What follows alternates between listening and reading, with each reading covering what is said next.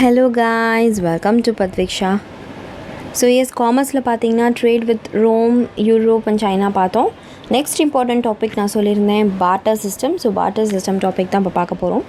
So partner சிஸ்டம்னா என்னென்னா, மணி invention பண்ணுறதுக்கு முன்னாடி எப்படி ஒரு ப்ராடக்டை வாங்கிறதுக்கு என்ன மெத்தட் யூஸ் பண்ணாங்க, எதை மீடியம் ஆஃப் எக்ஸ்சேஞ்சாக யூஸ் பண்ணாங்க அப்படிங்கிறது தான் barter system.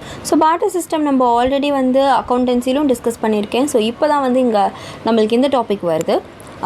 S, barter system என்னென்னா, மணி இன்வென்ஷன் பண்ணுறதுக்கு முன்னாடியே ஒரு பொருளை வாங்கிறதுக்கு எதை நம்ம கொடுத்து அந்த பொருளுக்கான வேல்யூ எதை கொடுத்து நம்ம அந்த பொருளை வாங்குவோம் அப்படிங்கிறது தான்.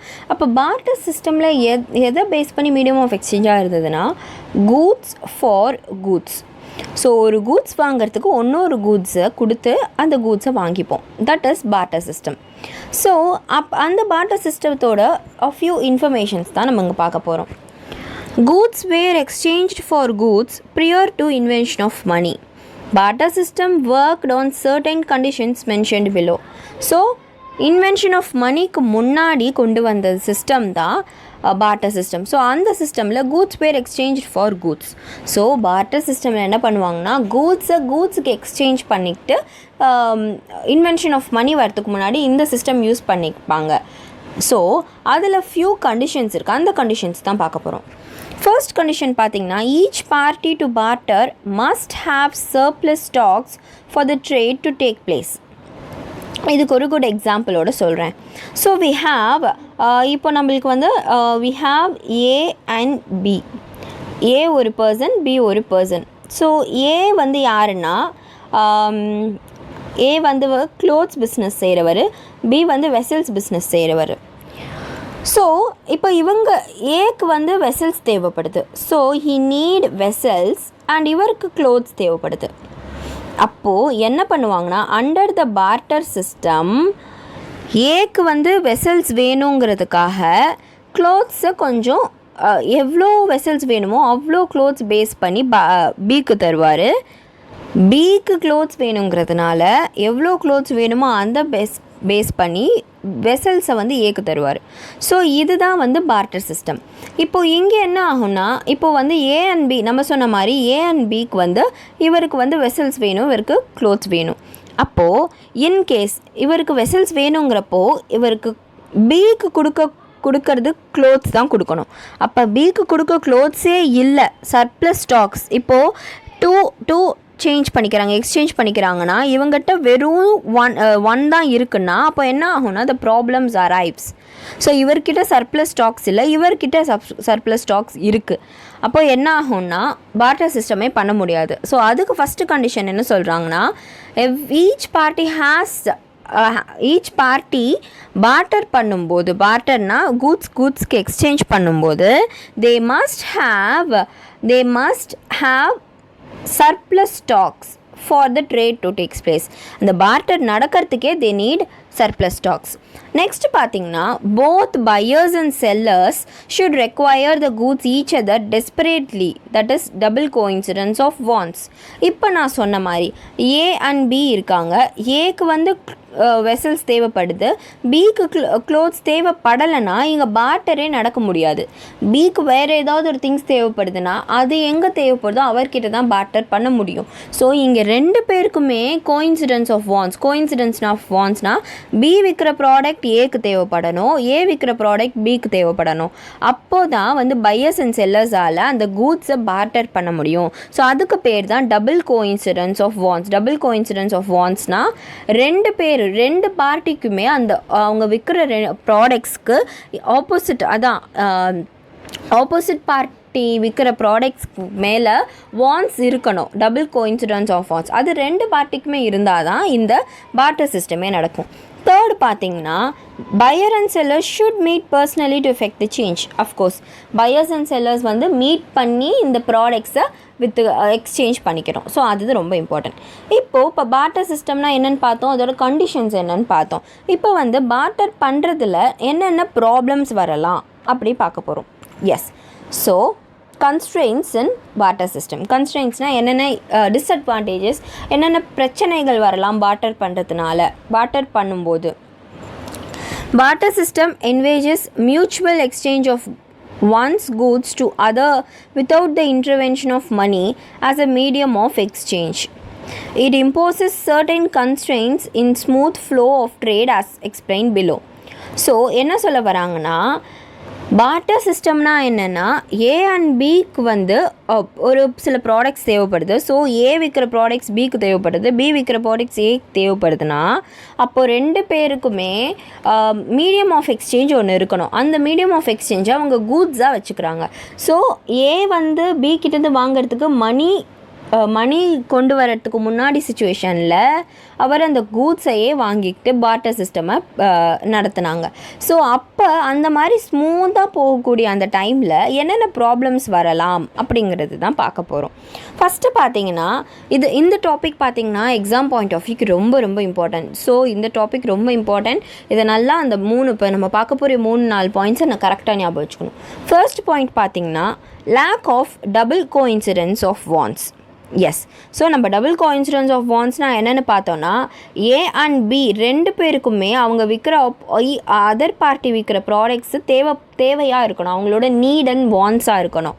ஏ விற்கிற ப்ராடக்ட் பிக்கு தேவைப்படணும், பி விற்கிற ப்ராடக்ட் ஏக்கு தேவைப்படணும். அப்படி இருந்தால் மட்டும்தான் அவங்களால அந்த பார்ட்டரே நடக்க முடியும். ஸோ இதுதான் பார்ட்டரோட அந்த ஒரு தாரக மந்திரம் சொல்லுவாங்களே, அந்த மாதிரி. அப்போது அந்த மாதிரி ரெண்டு பேருக்குமே அவங்க விற்கிற ப்ராடக்ட்ஸ் தேவைப்படலைன்னா அங்கே பார்ட்டரே நடக்க முடியாது. ஸோ அதுதான் lack of double coincidence of wants. அப்படின்னா என்னென்னா, ரெண்டு பேரில் யாருக்காச்சும் ஒருத்தங்களுக்கு ஆப்போசிட் பார்ட்டி விற்கிற ப்ராடக்ட்ஸ் தேவைப்படலைன்னா அதுதான் lack of double coincidence. Double கோஇன்சிடென்ஸ்னால் ரெண்டு பேருக்குமே அட் அ டைம் தேவைப்படுறது, ஆனால் யாருக்காச்சும் ஒருத்தங்களுக்கு தேவைப்படலைன்னா அங்கே அந்த டபுள் கோஇன்சிடென்ஸ் ஆஃப் வாண்ட்ஸே லேக் ஆகுது. So let us see about that. Unless two persons who have surplus have the demand for the goods possessed by each other, barter could not materialize. For instance, A is having a surplus of groundnut and B is possessing a rice in surplus. In this case, A should be in need of rice possessed by B, as the latter should desperately need groundnut possessed by A. If this coincidence of wants does not exist, barter cannot take place. Yes, so நான் சொன்ன அந்த AB கான்செப்டையே இவங்க வந்து groundnut and rise வச்சு சொல்லியிருக்காங்க. ஏ வந்து groundnut ப்ராடக்ட்ஸை விற்கிறாரு, B வந்து ரைஸ் வந்து ப்ரொசஸ் பண்ணி விற்றுட்டு இருந்தாருன்னா, சர்ப்ளஸ் ரெண்டு பேருக்குமே சர்ப்ளஸ் ஸ்டாக்ஸ் இருந்ததுன்னா, ரெண்டு பேர்த்துலையுமே ஏக்கு வந்து ரைஸ் தேவைப்படலாம், பிக்கு வந்து இன் ரிட்டன் கிரவுண்ட்நட் தேவைப்பட்டுச்சுன்னா தான் பார்ட்டர் நடக்கும். இல்லைன்னா அங்கே கோயின்சிடென்ஸ் ஆஃப் வாண்ட்ஸே இல்லாமல் போகும். அதனால் barter cannot be takes place அப்படின்னு சொல்கிறாங்க. Yes, so next important point என்ன கன்ஸ்ட்ரெயின்ஸ்லன்னு பார்த்தீங்கன்னா, non existence of common measure of value. Yes, common measure of வேல்யூனா, இப்போ for example A and B சொன்னோம். ஏ அண்ட் பி, ஏ வந்து க்ளோத்ஸ் வந்து 12 க்ளோத்ஸ் வச்சிட்ருக்காரு, பி வந்து பார்த்திங்கன்னா அகெயின் 5 வெசல்ஸ் வச்சிட்ருக்காங்கன்னா, இப்போது இவங்க வந்து 12க்கு 12 விற்றாலாச்சும் ஓகே, நம்மளுக்கு தெரியும் ஓகே 12 கவுண்ட்ஸுக்கு 12 கவுண்ட்ஸ் விற்று ஈக்குவலைஸ் பண்ணிக்கிட்டாங்கன்னு. மணி வர்றதுக்கு முன்னாடி நம்மளுக்கு யாருக்குமே தெரியாது that how to measure or count the products of value. இந்த ப்ராடக்டோட வேல்யூ எல்லாம் அவங்களுக்கு கணிக்கவே தெரியாது. அப்போது அது ஒரு பெரிய ப்ராப்ளம் அப்படின்னு சொல்கிறாங்க. Barter system could not determine the value of commodities to be exchanged as they lacked commonly acceptable measures to evaluate each and every commodity. It was difficult to compare the value of all articles in the absence of an acceptable medium of exchange. So barter சிஸ்டமே கொண்டு வந்தது எதுக்குன்னா, medium of exchange ஒன்று இல்லாததுனால. இப்போ நம்ம Pandian dynasty அதிலெல்லாம் பார்த்தோம், நம்ம வந்து சால்ட்டு, சில்வர், இதெல்லாம் வந்து கோல்டு காயின்ஸ், இதெல்லாம் வந்து மீடியம் ஆஃப் எக்ஸ்சேஞ்சாக யூஸ் பண்ணிகிட்டு இருக்கும்போது, மணி வரத்துக்கு முன்னாடி பார்ட்டர் சிஸ்டமையும் யூஸ் பண்ணாங்கன்ற டாபிக் நம்ம முன்னாடியே பார்த்துருக்கோம். அப்போ நம்ம பார்ட்டர் சிஸ்டமில் எப்படி யூஸ் பண்ணாங்கன்னா, எந்த ஒரு மெஷர் ஆஃப் வேல்யூமே இல்லாமல், ஃபார் எக்ஸாம்பிள் ஏ வந்து 12 ப்ராடக்ட்ஸ் விற்றா, பி வந்து 5 ப்ராடக்ட்ஸ் விற்றா, அவங்களுக்கு அந்த மெஷர் ஆஃப் வேல்யூ பற்றி தெரியாததுனால இவங்க 12 ப்ராடக்ட்ஸ் கொடுத்துருப்பாங்க, இவங்க 5 ப்ராடக்ட்ஸ் தான் கொடுத்துருப்பாங்க. ஸோ என்ன ஆகும்னா barter சிஸ்டமில் we cannot measure the value of the commodity. Count வச்சு அந்த மாதிரிலாம் அவங்க வேல்யூ பண்ணாமலே அந்த ஆர்டிகல்ஸை சேஞ்ச் பண்ணிகிட்டு இருந்திருக்காங்க. ஆர்டிகல்ஸ்னால் என்னென்ன ப்ராடக்ட்ஸ் ப்ரொடியூஸ் பண்ணுறாங்களோ அதை எக்ஸ்சேஞ்ச் பண்ணி இருக்காங்க. அதனால தான் சொல்கிறாங்க non existence of common measure of value is a big constraint for the barter system. ஒரு அக்செப்டபிள் மீடியம் ஆஃப் எக்ஸ்சேஞ்ச் கொண்டு வர வரைக்கும் அவங்க பார்ட்டர் சிஸ்டமில் அக்செப்டபிள் மீடியம் ஆஃப் எக்ஸ்சேஞ்ச்னால் என்னென்னா money. So medium of exchange of money invention of money வரத்துக்கு முன்னாடி இந்த மாதிரி யூஸ் பண்ணும்போது ஒரு ப்ராடக்டோட கமாடிட்டியோட வேல்யூவை அவங்க கண்டுபிடிக்காம தான் யூஸ் பண்ணிகிட்டு இருந்தாங்க. எஸ், நெக்ஸ்ட் பார்த்தீங்கன்னா third point, lack of direct contact between producer and consumers. It was not possible for buyers and sellers to meet face to face in many contexts for exchanging the commodities for commodities. The inherent process of barter is in all practical sense. Yes, so இப்போது நம்ம அதே example தான், A and B இருக்காங்க. So A is in the out of சிட்டியில் இருக்கார், B வந்து inner சிட்டியில் இருக்காருன்னா இப்போது இவங்க 2 பேர் விற்கிற ப்ராடக்ட்ஸ் வந்து அவங்க வாங்கிக்கணும்னா they need to meet in one place. So அவங்க வந்து மீட் பண்ணாமல் இந்த பார்ட்டர் சிஸ்டமே நடக்க முடியாது. But it is literally tough to meet the producer and consumer. இப்போ ப்ரொடியூசர் அண்ட் கன்சியூமர் கான்செப்ட்டு நம்ம புரிஞ்சுக்கணும். இங்கே என்னென்னா ஏ வந்து ப்ரொடியூசராகவும் இருப்பார், கன்சியூமராகவும் இருப்பார், பியும் ப்ரொடியூசராகவும் இருப்பார், கன்சியூமராகவும் இருப்பார். எப்படின்னு பார்த்தீங்கன்னா ஏ விற்கிற ப்ராடக்ட்ஸை பி வாங்குவார், பி விற்கிற ப்ராடக்ட்ஸை ஏ வாங்குவார். அப்போது 2 பேருமே ப்ரொடியூசர் அண்ட் கன்சியூமர்ஸாக ஆக்ட் பண்ணுவாங்க. அப்போது ப்ரொடியூசர்ஸ் அண்ட் கன்சியூமர்ஸாக இருக்கும்போது அவங்க ஒரு இடத்துல மீட் பண்ணி தான் டைரக்ட் கான்டாக்டில் தான் இது நடத்திக்க முடியும். ஏன்னா இந்த டைமில் பார்த்திங்கன்னா எல்லாமே இட் இஸ் டெலிவரி பர்சன்ஸ் வச்சு நம்ம கொடுத்துட்டு பேங்க் அக்கௌண்ட்டில் இன்டர்நெட் பேங்கிங்லாம் பண்ணுறோம். பட் பிஃபோர் இன்வென்ஷன் ஆஃப் மணியே அந்த டைம்லேயே பார்ட்டர் சிஸ்டம்கே it is a big problem. என்ன ஆயிருக்குன்னா த ப்ரொடியூசர்ஸ் அண்ட் கன்சியூமர்ஸாவில் டைரக்ட் கான்டாக்டில் இருக்க முடியாத சுச்சுவேஷனால் பார்ட்டர் நடத்துறதுலேயே ப்ராக்டிக்கல் சென்ஸ்லேயே ரொம்ப பெரிய ப்ராப்ளம் ஆயிருக்கு. Next lack of surplus stock.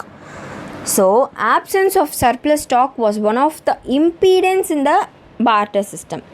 If the buyers and sellers do not have surplus, then no barter will possible. நான் ஆல்ரெடி சொன்ன மாதிரி ஏ விற்கிற ப்ராடக்ட் பி விற்கிற ப்ராடக்ட்டு சர்ப்ளஸ் ஸ்டாக்ஸாக இருந்தால் மட்டும்தான் வாங்கிக்க முடியும்.